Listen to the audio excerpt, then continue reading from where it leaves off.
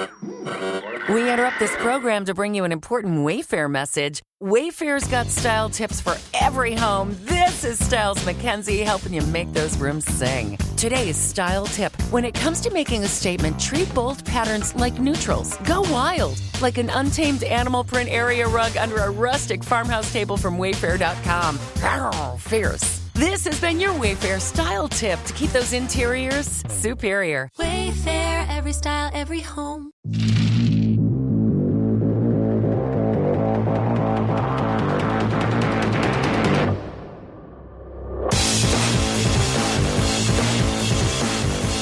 Welcome to Critical Hit, a Major Spoilers podcast. Thank you so much for downloading and checking us out this week. Kevin, last time we were fighting some bad guys. On Critical Hit. On Critical Hit, indeed. Well, you're the one calling them bad guys. They were just looking to make an honest credit or two from some people who had had some good luck recently. And so they held you up at, laser point. They fired upon our ship. Yeah, this is what in Hackathon we call being an entrepreneur. we just did a hostile takeover of their faces. They're bad people. Yeah, so last time on Critical Hit. Only Steven gets credit. Everyone else was late. What? On Critical Hit. You guys had fought the Red Belter gang, and they had set up on a ridge with a vehicle with some sort of ship weapon that could bore through your ship's hulls like it was a mining drill, or the shield and hulls like it was a mining drill. And then they had accosted you, all because supposedly of a gambling debt of Big 313, the burly android bouncer that some of you have worked with before. He evidently made a bad bet against you guys, and that basically led the Red Belt gang to your ship's doorstep. And then you battled them, and you eventually overcame them.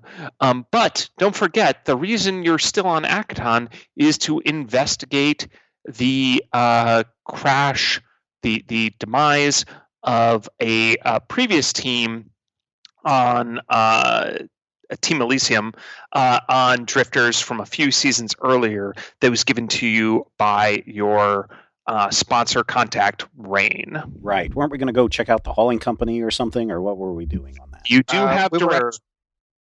We were going to go check out the wreckers, basically. Yeah. But did Kevin, we wipe everybody out, or do we have prisoners? You have two prisoners. You have their leader, the Red Belt gang leader named Marcos, and then you have another prisoner as well. Okay. Kevin, did you tell us what the ship was called for Team Elysium? No, I don't think I did. Okay. All right. Bob will initiate repairs on the ship. All right. So it's you're probably going to want to get this to an actual dock. You can look at the damage. It's mostly minor hull damage, but still, you don't have like the whole plates to replace it with. This is going to cost some credits, not a ton, but maybe 1,000. And you're going to you could do some patchwork here, and it might help in a kind of jury-rigged kind of way, but you probably want to get this actually docked somewhere, and either you or other professional mechanics look at it. All right. Team co-captain Hecubino, Uh-huh. They did a lot of damage to this ship. We're going to have to take it in for some serious repairs. I don't know if you want to do that now, or if we should go take care of the wrecking company, or see if these guys, pointing at the two of them, if these guys have the money to fix the ship. Let's get the ship on its way to a dock and see if we can find a mechanic there. And on the way there, we'll figure out who and how we're paying for the repairs, and maybe see if we can get any more information out of our guests.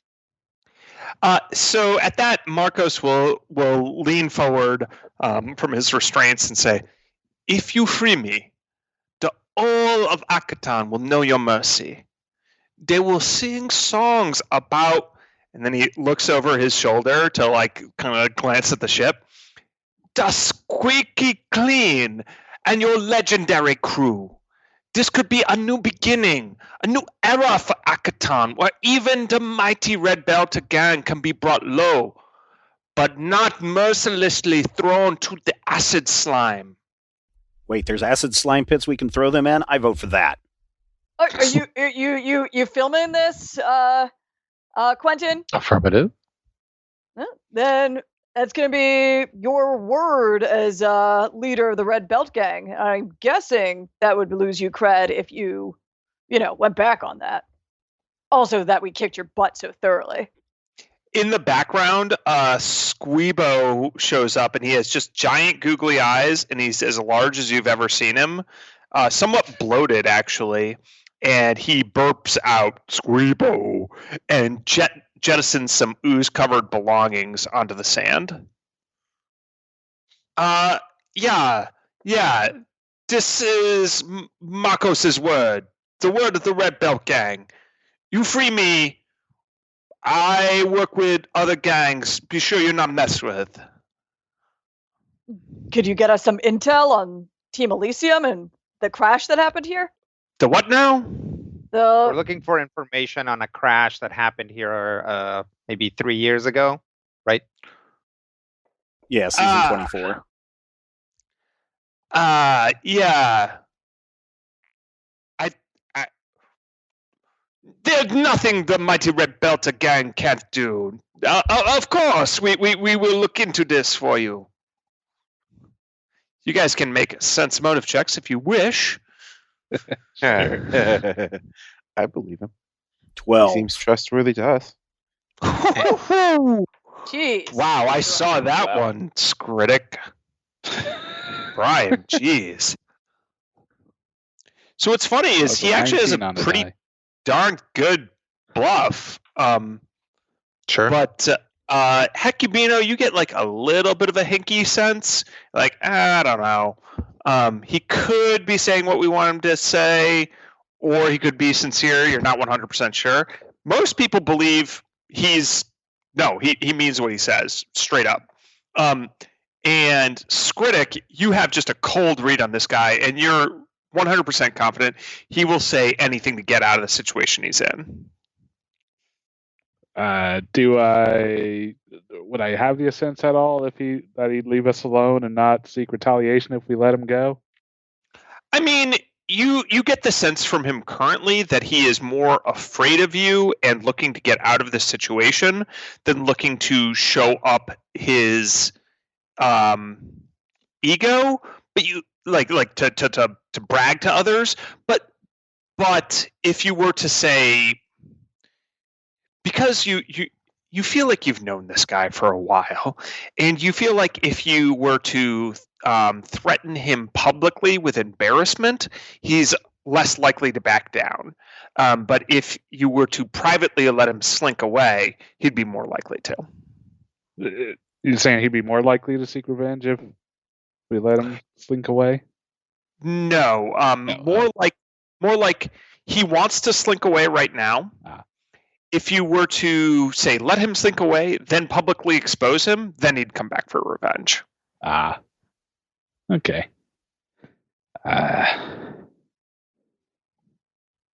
Yeah, kind of. This from his tone and body posture and stuff like that.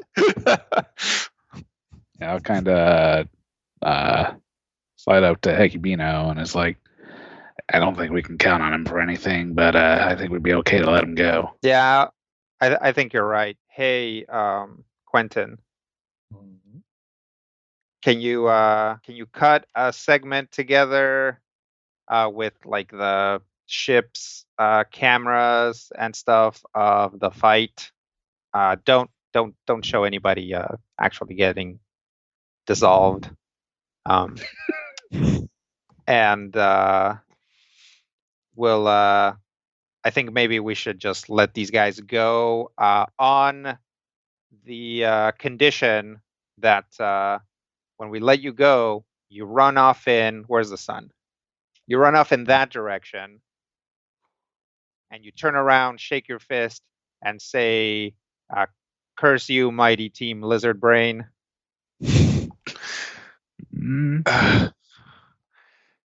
So at this... We'll blur your face. How about that? The two of them look at each other and kind of shrug and look, dejected. And Marcos will speak for them. Like, this shameful treatment is what we expected, but that is what comes from losing. Fair enough. Here, I'll tell you what. Why don't you pass me your Infonet user number or whatever phone numbers are called in this system, and we'll see if we can't get you a. Oh yeah, advisor. Of course. Here's my InfoSphere profile. Yeah. And they share their InfoSphere profile. It's full of deep radical Akatonian gang culture. Yeah, I mean, I'm into it. It's too bad we ended up on the wrong side Opposite of sides, this conflict. Like these guys are basically us. Yeah, if they wanted to if they had a theme song for us, we could work together pretty easily. Yeah. Nice. So yeah, I'll see if I can squeeze in an advisor's credit. So you might either get a mention on the credits and the Red Belt gang might get a mention, or you might actually see some actual credits come your way. How about that? Oh, that most magnanimous of you. But remember, run that way, turn around, curse team. Right? There's no way for a Red Belt gang to work. And then the sole remaining survivor's like, do you want to tell your mother you failed? And he's like, no. So they go run off. Okay. And then they wave their fist angrily at the sky and shout, curse you, Team Lizard Brain! I make sure to put in a dolly zoom.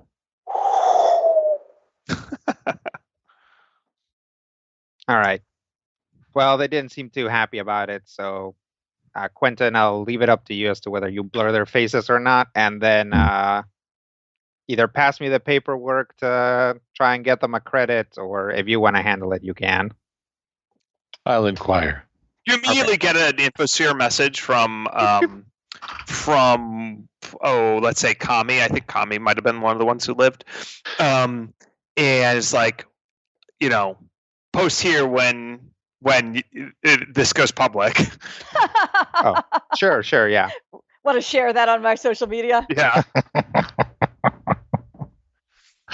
Definitely want to put that on the Intergalactic LinkedIn. Okay. All right.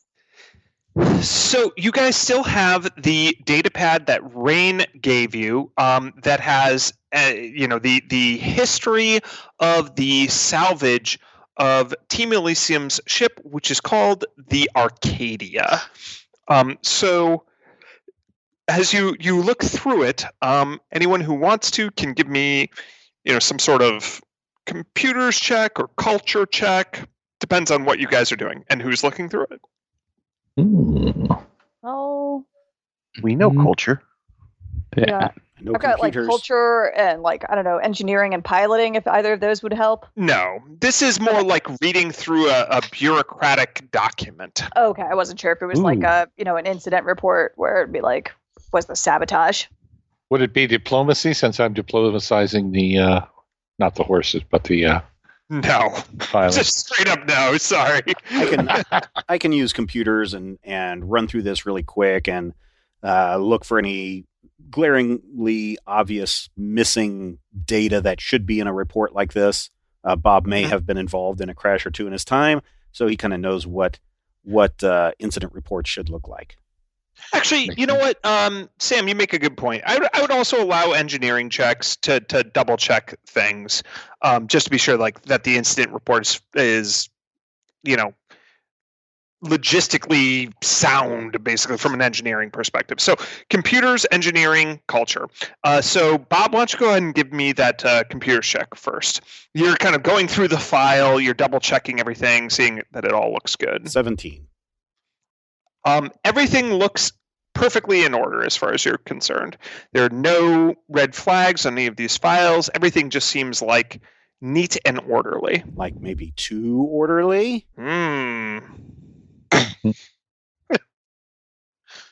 That sounds like a conclusion, not a... That's up to you.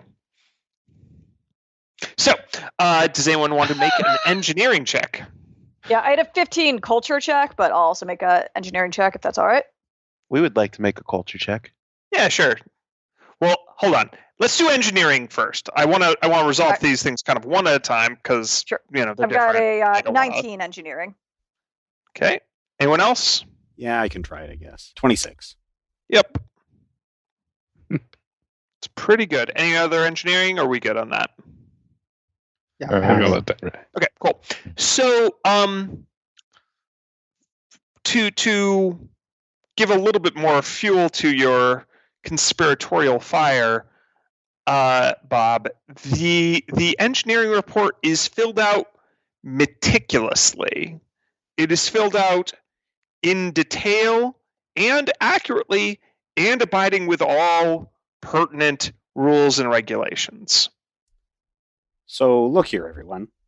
I've gone through this, and this is a perfect incident report. No one has seen a more perfect incident report ever. This is so perfect that no one could ever find any flaw with this incident report, including the engineering section. And I may or may not have been involved in a few accidents in my time, but I can tell you, engineering sections are not this perfect. Mm. Does it say who filed the report? I failed on that computer's check, sorry. And then also the culture checks. Does people want to give me that too? Yes. So I got the 15 from Oops. Vanky, and then anybody else. Yeah, if we're all throwing stuff in, I'll throw my where's culture? 29. I'll do one. Ooh, Amu, very nice. Oh, yeah, I was going to say I was. Kabino, not much, but Skritic a little bit. Okay, so Skritic and Vangi, you get like a little bit of a. I mean, maybe this is just how they do things. Vangi, you're like, I guess this could be like one of the better incident reports and like procedures on Akaton. I mean, I don't remember this growing up, but it's totally possible that they've just cleaned up their act. And Skritic, you're like, yeah, I mean, this seems a little too good to be true. But, it's so official. It's just, every I has been dotted and every T has been crossed. And, like, you're a little dubious of it, but you also don't have a thread to really tug on it. And Amu, you give this a look over, and you're like, this document isn't real. There's simply no way. I mean, it has been maybe bought and paid for. It's certainly been created by people who knew what they were doing, but it is effectively useless and is likely a lie. That's not how these guys fill this sort of thing out. This isn't what would come from this area. Let me see. I look at it, immediately get bored, and hand it back to Amu. I trust you. All right. Well, that's not good. No, that is good. That tells us that, I mean, Rain suspects that there's foul play. This tells us that there very well could be. Yeah, I mean, I guess good for our investigation, not good in general. But, all right. Well, Hey, There see is if you one- nerds can see if there's any metadata on this document. Yeah. Who do we talk to Yeah. next? So yeah, from the computers check, there's some metadata that would lead you to basically the area around what's called Golden Bay. You guys know any place called Golden Bay? Ho ho. Do we? Yes, so Vangi and probably Skritic and Hecubino definitely know Golden Bay. So it used to be just called the Deep, but then it's now called Golden Bay, although that's kind of ironic. So it's a massive crater on Akaton that is so named because there are lots of Thasteron mining veins. So Thasteron is this mineral that was used in pre-drift engine technology that is clearly what Akaton used to be like an industrial hub for. But with drift technology, which all came along before you guys were born, it basically hollowed out Akaton's economy and ruined all of these companies and made all of these cities that were nearby these Thasteron veins worthless. So nowadays, think of it as burnt out shells, industrial remnants, broken down machines, people trading with one another on kind of the black market and stuff like that. Russell, Kansas, for lack of a Yeah, it's better like term. you start in Russell on Old 40 and you drive from that to Hayes. That's Yep. basically. Oil go bust, oil go boom. Yep. Or perhaps scratch that, reverse it. Thank you. Yeah. So we know Golden Bay. It's a fun rebranding of what's basically a toxic hole in the ground, but there's habitations nearby. Is there like an actual city around it? There are several cities. The city you guys are most familiar with is called Booster City, and that is where some of your friends and allies call home. Okay. Specifically, the Trash Wyverns. Oh, nice. Is there a docking station where we can get some repairs at this place? Yeah, pretty sure. Let's head over to Booster City, and since most of our contacts are there, we can start up. Big 313, you need a ride? Oh yeah, guys, I'm real sorry about bringing these guys here to you. I didn't really know what to do. Next Hey, time, it's bet all on right. us. Yeah. Who'd have thunk it? Good work. You've really made us proud. Hmm. He looks perplexed that you somehow won. Yeah.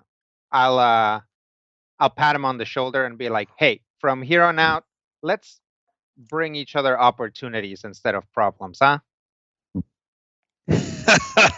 He pats you on the back and you realize how super strong he is. Yeah. You just stumble a couple of feet and he's like, sounds good. Well, there goes my last couple stamina points. All right, I'll go to the cockpit and plug in the coordinates for Booster City. All right. So you guys can do some pretty quick suborbital travel to Booster City.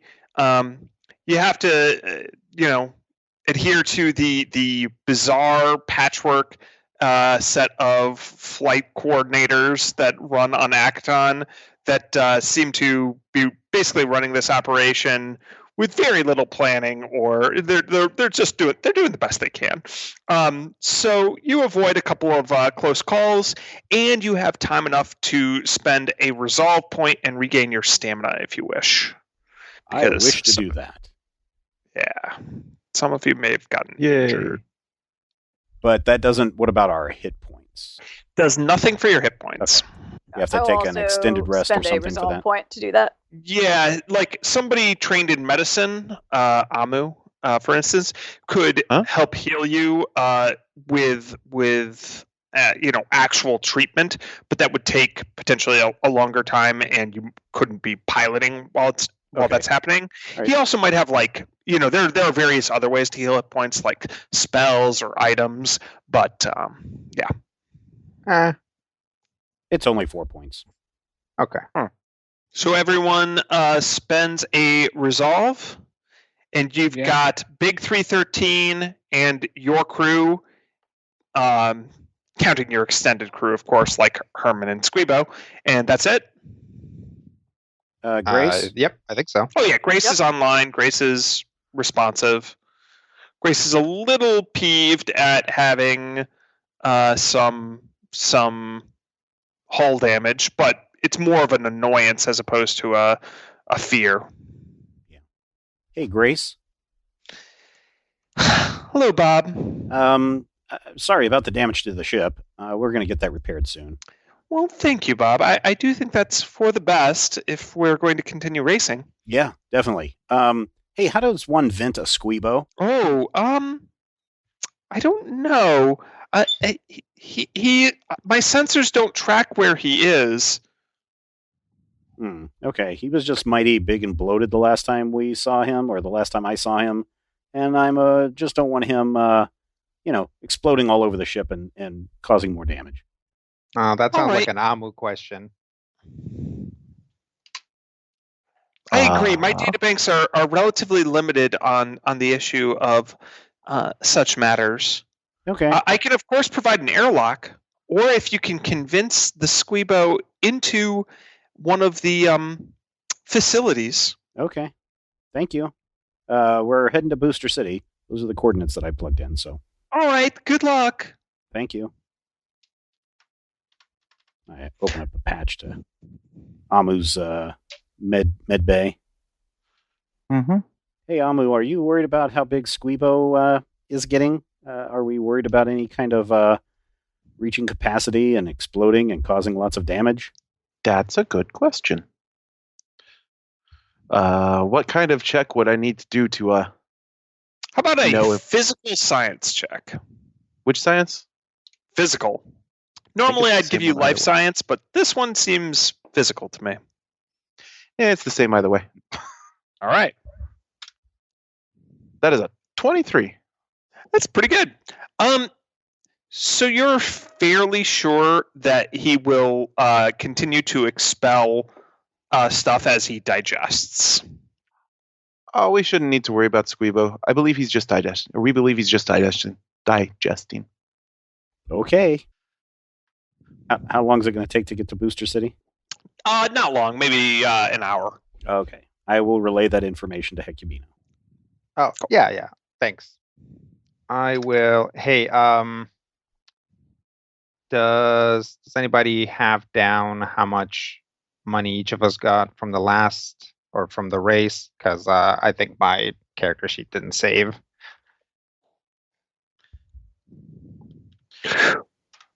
Well, so you guys got, I believe, I 10,000 have credits. 705 credits written down, and I previously had like 5, so I think we got about 700. Yeah, I'm showing 785 for myself. Okay. Sure. All right. So then I did because I also have 745. Cool. Okay. Yeah, it was 700 from Rain. Yeah. Okay. Yeah, I've got 982. Well, actually, just to be clear, I think that Rain gave you guys some credits, and then at the end of the previous session, when you guys, had the after party, you Mhm. got a bunch of credits for your victory, but then, of course, got stuck with the bill. Right. So I think you still had another, even after being stuck with the bill, I think you still had a few thousand credits. Oh yeah, I think you're right. It was like 2,000 credits total, but I don't know that we divided that up yet. Yeah, I agree. Yes. Okay. All right. So let me make a note of those 2,000 credits because we're probably going to have to put them into the ship. Yeah, at least some of them. Yep. So I'll write those down, and I'll send everyone a memo about that we're probably going to have to spend that on upkeep anyway. I wanted more weapons. Well, maybe if like wealthier people end up picking fights with us, we can just pick them off of them.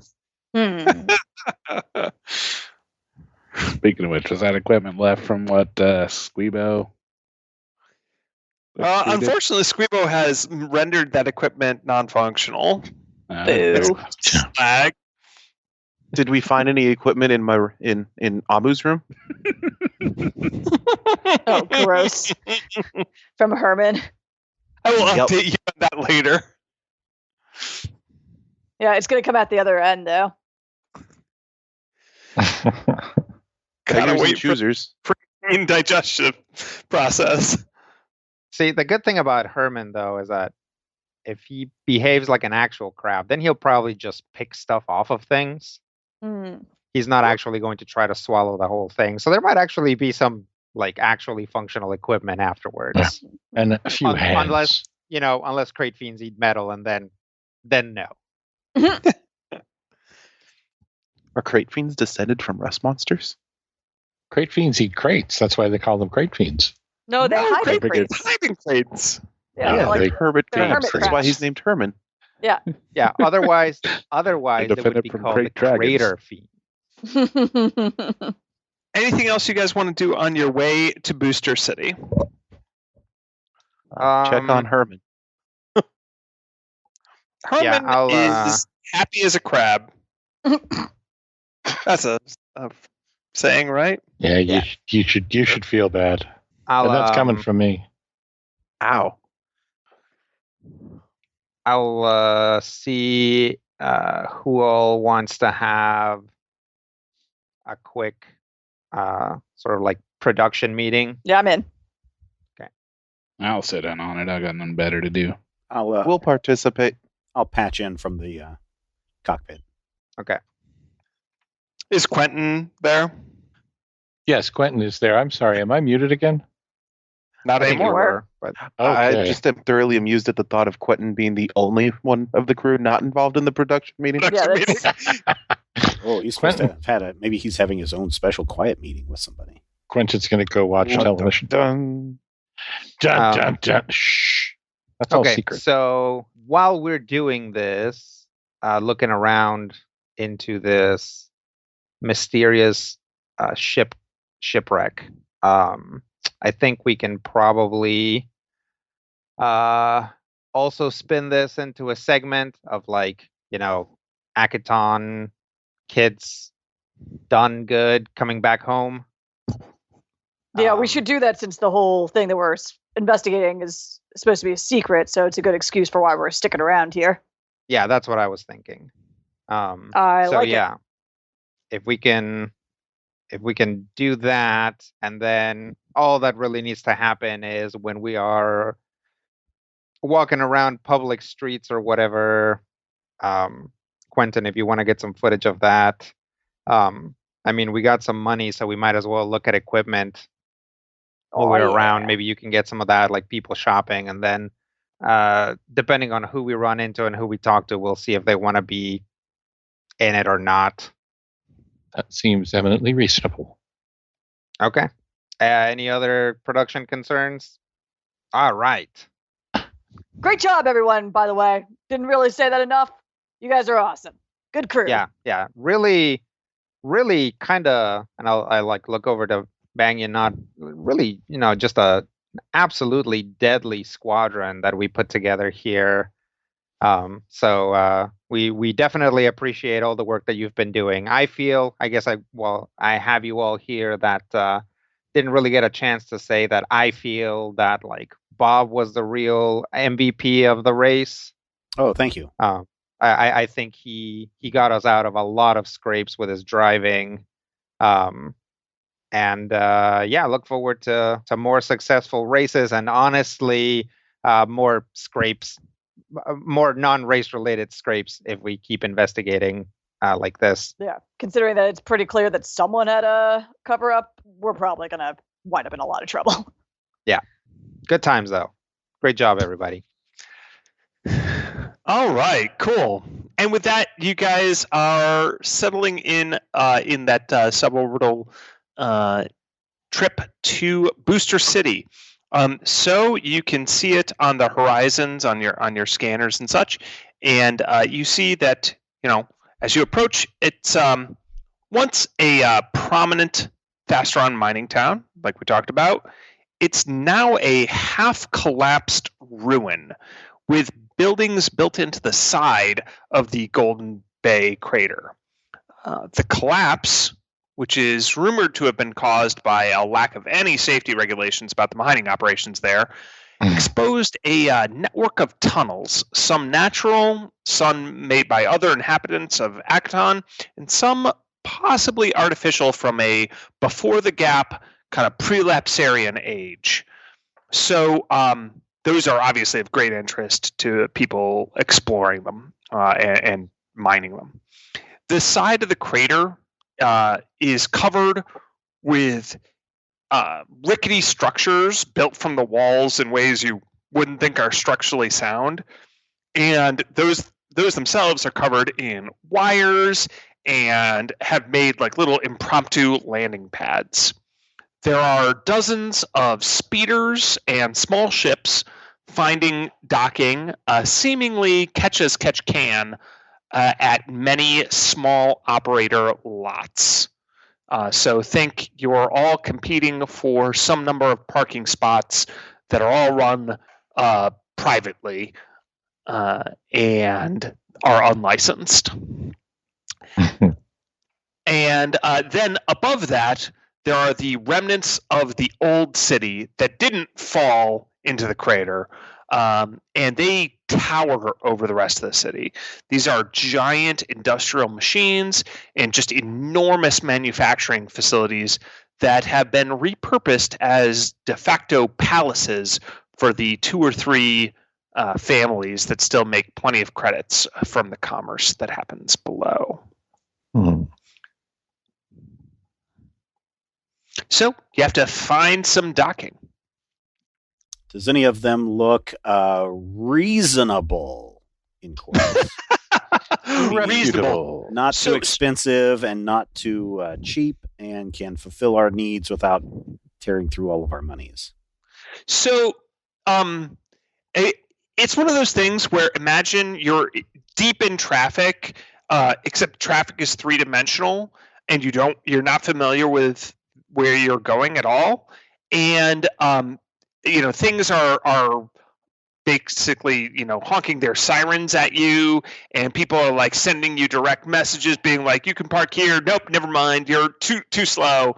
Or you can dock here. And so it's less of a, what are people offering, and more of the, I'm circling the blocks around a concert venue, desperately trying to find a place that I'm sure isn't like the worst in the world. Okay. Great. So Denver, basically. I will do that using some piloting skills to find the best place, and I'll probably cut a few people off in the process. Well, why don't you give me a piloting check, but I'd also allow someone to make a, we'll say, I'd allow a diplomacy or a culture check to advise him. But only one per person. You say? Yeah, I'll pass on that. Thanks. I know a robot who's good at diplomacy. You know a colony who's good at culture. I will be happy to provide a diplomatic backup. Hey, over here. Fly this over here. So, Bob, you're getting some backseat piloting, parking advice, docking advice, excuse me, which is always super helpful. Yes. And not stressful at all. Yes. Bob's good thing there's plenty of lubrication in Bob's eye sockets, or you would definitely hear them roll. 273 Mark 14, go. All right. That's not a bad diplomacy check, Quentin. And then Amu, you were going to make a culture check? We can make a culture check, yes. So Amu starts shouting not helpful advice about Akatanian culture. that Vangi and Hecubino do not agree with, and is not helpful while piloting. So, Have you Amu, do you tried want to asking come up with nicely? one or two anecdotes that you shout out about Akatonian culture?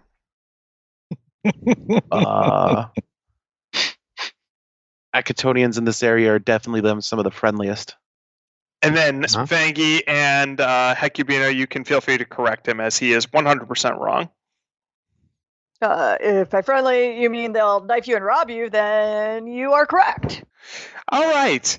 So with your piloting skills, Bob, you're able to navigate through the mess of ships that are weaving around Booster City, and Quentin is able to man the comms and start negotiating a decent rate, and try to see if any of these people are legit versus super not legit. And Hey, why are you busting my transistors over here? I'm just looking for a place to dock, okay?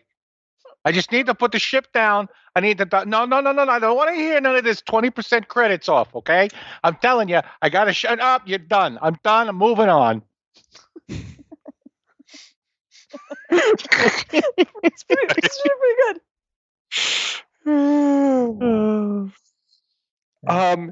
And you guys dock at a little rinky-dink station manned by a bolita. And if you've never seen a bolita before, imagine, let's say, this is just one of those. I love Starfinder for all its bizarre stuff. So a bolita is an arthropod, kind of like a scorpion, or a centipede. It looks a little bit more like a centipede with only 10 legs.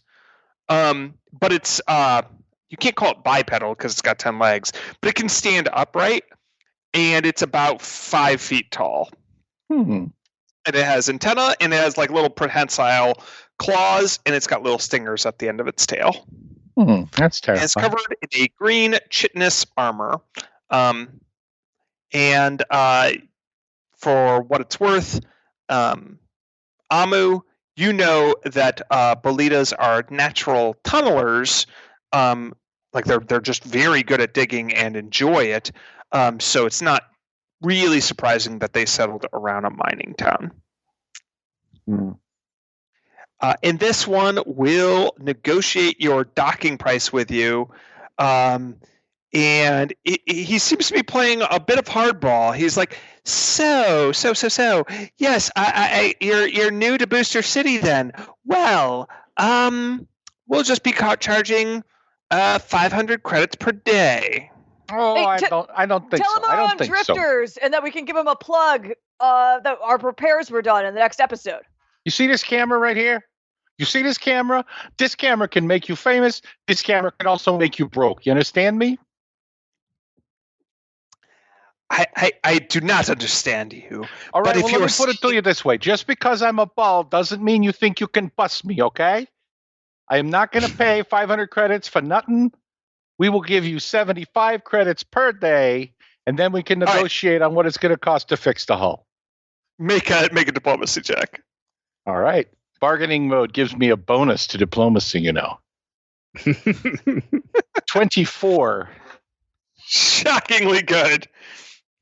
He just wants the accent to end as soon as possible, so he's willing to exit the scene.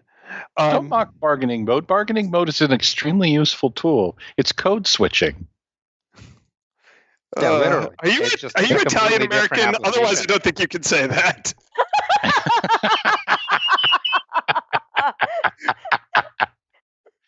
You don't know what I am. I'm a little silver ball over here. So you are able to negotiate a much more reasonable rate of 100 credits a day, and a guarantee that during daylight hours it's safe. During nighttime hours, he will give you a 50 credit refund if anything happens to your ship. I think we can work with that. That's perfect. That's wonderful. All right. All right. So you guys, go I'll ahead. go ahead and shell out for the first day. So yeah, you guys have some of that that sweet winners credits that you can shell out. And where are you going? What are you doing? Once we're docked and I guess we'll either try and find a mechanic, or I don't know if that's part of the service. The Bolita can find a mechanic for you too. He'll take his cut, but with the negotiations Quentin already did, that's pretty much going to be standard. So a lot of the cost is in the materials, so it's not going to be free. It's basically going to be about 1,000 credits. Quentin is relatively confident that he didn't get ripped off. Okay. I'll just go ahead and can I just go ahead and spend that now? You can mark that off, yeah. All right, so we got the repair squared away. Hang on a second. Bargaining mode disabled. I apologize. We've gotten the repairs paid for and appropriately set up. What is our next course of action? Well, I think our best lead is going to be to talk to the Trash Wyverns. But while we do that, see if you guys can get a tighter lock on that metadata from where the report came from. So one of the ways that you can get in touch with the Trash Wyverns is, of course, through your Infosphere connections, because, you went to the orphanarium with them, you know them, it's been several years, but you can still reach out to them with a direct message. That's not awkward. Okay. I will message one of them. Do we have our name? So there's a few names. You know 5 of the Trash Wyverns. Okay. So I will give you their names right now. There's Nibbles, Thrill, Pitch, Keck, and Rachuk. So typically the one who's in charge of the group is Nibbles. She's the leader. All right. That's what I thought. So I'll send Nibbles a message and be like, "Hey, Nibbles, this is Hecubino. We are currently trying to, cash in on some stuff. So we got to do some work, trying to investigate a wreck. See if you guys are able to do it. Call us. Let me know soon. Bye." So you send that message, and you immediately get a automatic reply that says, it's just all in text. It's, "We're sorry. The person you're attempting to reach has been detained for debts not paid to Society, Debt Collection Inc. I'll forward it. Please to contact the local office of Society, Debt Collection Inc." And then it has a little auto link thing that says Muckrakers, and it has a little GPS address locating it in Booster City. Okay. The company's name is Muckrakers? That's correct. Well, all right. Looks like our contact's been detained. Let's head for their junkyard and see if any of the other Trash Wyverns are around, and we'll talk to them about what's going on. yeah, You actually have all of the other Trash Wyverns' contact information as well. Oh, we can send some messages to the others, see if they. I'll start up a mass chain for the other 4. They're all at Okay. Muckrakers. Ah.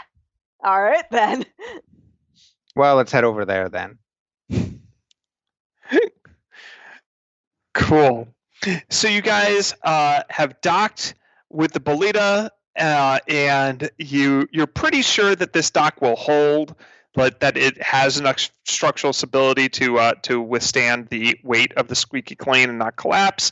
And you head off into the city, into Booster City, to go and find your Yosoki friends. But we take a break right there this week as we go and find some Trash Wyverns. I hope you enjoyed that.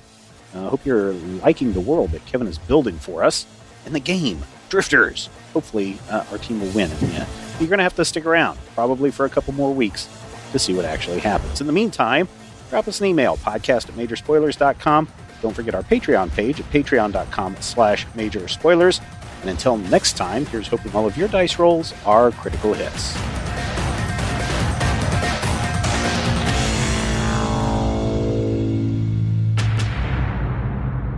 This podcast is copyright 2021 by Major Spoilers Entertainment, LLC. We interrupt this program to bring you an important Wayfair message. Wayfair's got style tips for every home. This is Nicole Byer, helping you make those rooms flyer. Today's style tip: when it comes to making a statement, treat bold patterns like neutrals. Go wild! Like an untamed animal print area rug under a rustic farmhouse table from Wayfair.com. Ooh, fierce! This has been your Wayfair style tip to keep those interiors superior. Wayfair, every style, every home. You just realized your business needed to hire someone yesterday. How can you find amazing candidates fast? Easy. Just use Indeed. Stop struggling to get your job post seen on other job sites. With Indeed sponsored jobs, your post jumps to the top of the page for your relevant candidates, so you can reach the people you want faster. According to Indeed data, sponsored jobs posted directly on Indeed have 45% more applications than non-sponsored jobs. Don't wait any longer. Speed up your hiring right now with Indeed. And listeners of this show will get a $75 sponsored job credit to get your jobs more visibility at Indeed.com/PODKATZ12. Just go to Indeed.com/PODKATZ12 right now and support our show by saying you heard about Indeed on this podcast. Terms and conditions apply. Hiring? Indeed is all you need.